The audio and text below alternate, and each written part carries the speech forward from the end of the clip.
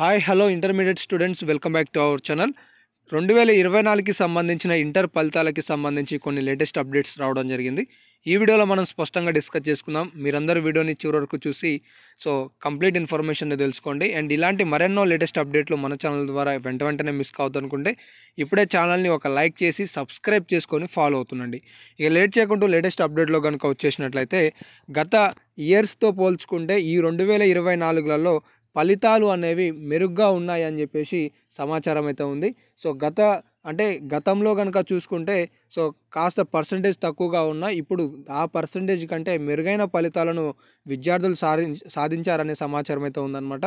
అలాగే ఈ వెబ్సైట్కి సంబంధించి సర్వర్ డౌన్ అవుతుంది అని చెప్పేసి చాలామందిలో ఆందోళన ఉన్నది.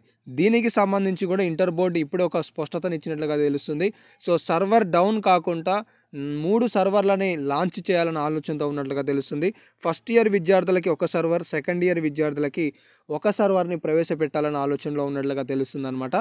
దీని ద్వారా ఏ ఇయర్కి సంబంధించిన వాళ్ళు సపరేట్గా ఆ యొక్క వెబ్సైట్ని విజిట్ చేయడానికి అవకాశం కల్పిస్తున్నట్లుగా సమాచారం అయితే ఉంది.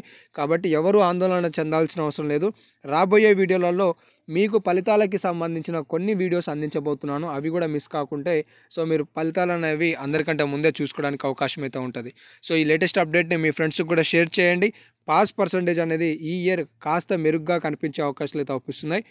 ఫెయిల్ అయినా కూడా సప్లిమెంటరీ ఇంప్రూవ్మెంట్ ఎగ్జామ్స్కి సంబంధించిన డేట్స్ కూడా మరొక నెల రోజులలో కండక్ట్ చేయడానికి అధికారులు షెడ్యూల్ని కూడా రూపొందించినట్లుగా తెలుస్తుంది.